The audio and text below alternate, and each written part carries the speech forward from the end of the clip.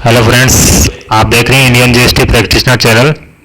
एक बहुत important question मैं आज आपके साथ डिस्कस करूंगा कि बहुत सारे जीएसटी के अपडेट्स आ रहे हैं। जीएसटीआर 3B की डेट भी एक्सटेंड हुई है, लेकिन एक चीज़ आप ध्यान रखें कि ये डेट उन लोगों के लिए एक्सटेंड हुई है जो ट्रांजिशनल क्रेडिट लेना चाहते हैं। ठीक है, यानी कि जिन लोगों के पास ट्रांजिशनल क्रेडिट है उनके लिए डेट ये एक्सटेंड हुई है, और जिन लोगों के पास ट्रांजिशनल क्रेडिट नहीं है या ट्रांजिशनल क्रेडिट नहीं लेना चाहते उनके लिए लास्ट डेट अभी भी 20 अगस्त ही है। ठीक है, तो जिनको ट्रांजिशनल क्रेडिट लेना है उनकी तरफ से गवर्नमेंट को बहुत डिमांड की जा रही थी कि जो ट्रांजिशनल क्रेडिट है वो उनको क्लेम करना चाहते हैं और उसको सेट ऑफ करने के बाद पेमेंट करना चाहता है अपनी टैक्स का। तो गवर्नमेंट ने इसके रिगार्डिंग एक नोटिफिकेशन दिया है। और अगर आपको याद हो कि हमने जो पिछला वीडियो बनाया था ट्रांजिशनल के ऊपर, ट्रांजिशनल प्रोविजंस के नाम से, उसमें हमने आपको दो सजेशन दिए थे। एक तो ये कि मैंने आपको कहा था कि आप अपने जीएसटी की रिटर्न होल्ड करो, मतलब जितना आप चाहो, जितनी दिनों तक आप चाहो जीएसटी रिटर्न फाइल ना करें, क्योंकि गवर्नमेंट कुछ ना कुछ इस संबंध में जरूर करेगी। और दूसरा ये कि आप अपनी रिटर्न में ट्रांजिशनल क्रेडिट को क्लेम कर लें, यानी कि जो अदर क्रेडिट का जो 5th पॉइंट आता है उसके अंदर आप अपनी ट्रांजिशनल क्रेडिट को क्लेम कर लें। ठीक है, उसके बाद अगर आपकी कोई डिमांड वगैरह आती है तो ज़्यादा से ज़्यादा आपको केवल इंटरेस्ट पेमेंट करना होगा। जो आपका एक्सेस क्रेडिट यूटिलाइजेशन हुआ है उसके ऊपर ही आपका इंटरेस्ट लगेगा। ठीक है, सेम थिंग ही गवर्नमेंट ने अब नोटिफिकेशन के थ्रू अब क्लियर किया है कि जो लेटेस्ट गवर्नमेंट की साइड से इंफॉर्मेशन आ रही है वो ये है कि अगर आपके पास ट्रांजिशनल क्रेडिट है तो आपको 20 तारीख तक ट्रांजिशनल क्रेडिट एडजस्ट करने के बाद, ध्यान से सुनिएगा, कि अगर आपके पास ट्रांजिशनल क्रेडिट है तो आपको 20 तारीख तक अपना ट्रांजिशनल क्रेडिट क्लेम एडजस्ट करने के बाद आउटपुट लायबिलिटी जो आएगी उसका पेमेंट करना है। ठीक है, याद रखिए, रिटर्न भले ही आप बाद में फाइल करें लेकिन पेमेंट आपको 20 तारीख तक करना है। ठीक है, तो ट्रांजिशनल क्रेडिट एडजस्ट करने के बाद जो टैक्स बना उसको आपको 20 तारीख तक ही पेमेंट करना होगा।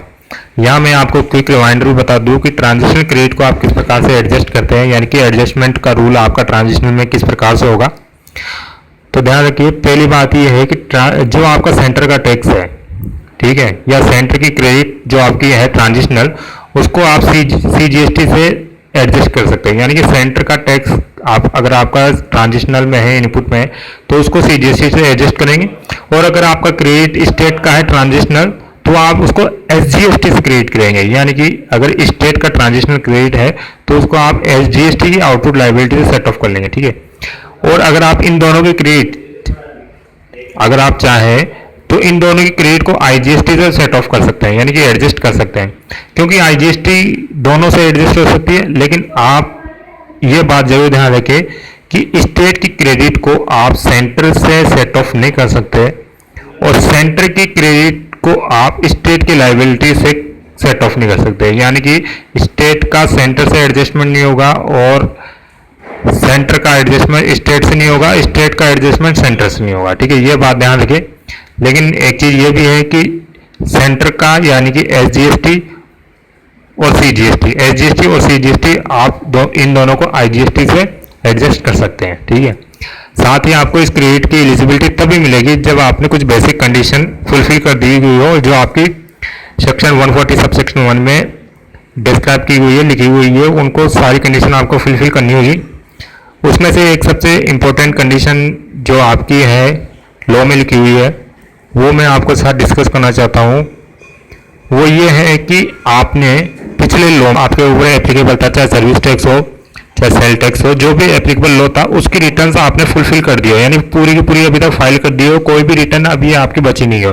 तो ध्यान रखें कि अगर आपकी कोई रिटर्न बाकी हो, चाहे सेल टैक्स की हो चाहे सर्विस टैक्स की हो, तो सबसे पहले उस रिटर्न को फाइल करें, तभी आप इस ट्रांजिशन क्रेडिट के लिए एलिजिबल हो गए। तो अगर आपने अभी तक पुरानी लॉ की रिटर्न फाइल नहीं की है तो उसे जल्दी जल्दी फाइल करें। पहली बात तो ये हो गई।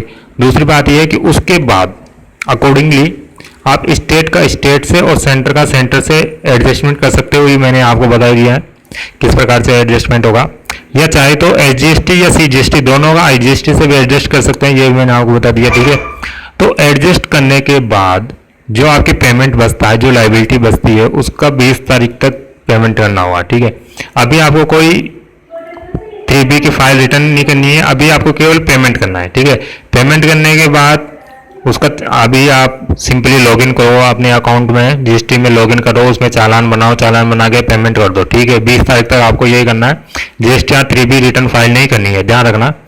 21 तारीख को गवर्नमेंट TR01 जो फॉर्म है आपको वो डाल देगी, तो आप उस TR01 को फिल करेंगे है, ठीक है। उस फिल करने के बाद जैसे ही वो एक्सेप्ट हो जाएगी पोर्टल पे, तो उसका क्रेडिट खुद ब खुद आपको क्रेडिट लेजर के अंदर रिफ्लेक्ट करने लगेगा, ठीक है। तो एक क्रेडिट तो आपको आ गई है, लेकिन अब आपने जो पेमेंट कर दिया उसका क्या होगा, ये एक क्वेश्चन रह गया। तो अगर जो आपने 20 तारीख को पेमेंट किया है एडजस्ट करने के बाद, उस चालान को अगर आप देखना चाहे तो केस लेजर में आपको शो करेगा, ठीक है। ऑलरेडी शो कर देगा, जैसे आप TR01 फॉर्म फिल करने लगेंगे और क्रेडिट क्लेम करेंगे तो वहां पे कैश लेजर में ऑलरेडी शो करेगा कि आपने पेमेंट करा हुआ है। तो उस बैलेंस टैक्स का भी आप एडजस्टमेंट कर सकते हैं, ठीक है।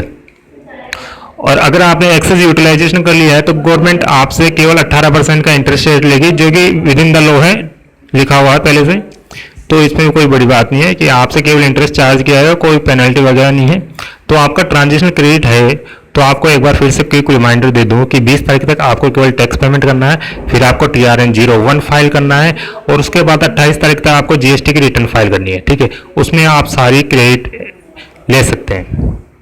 धन्यवाद।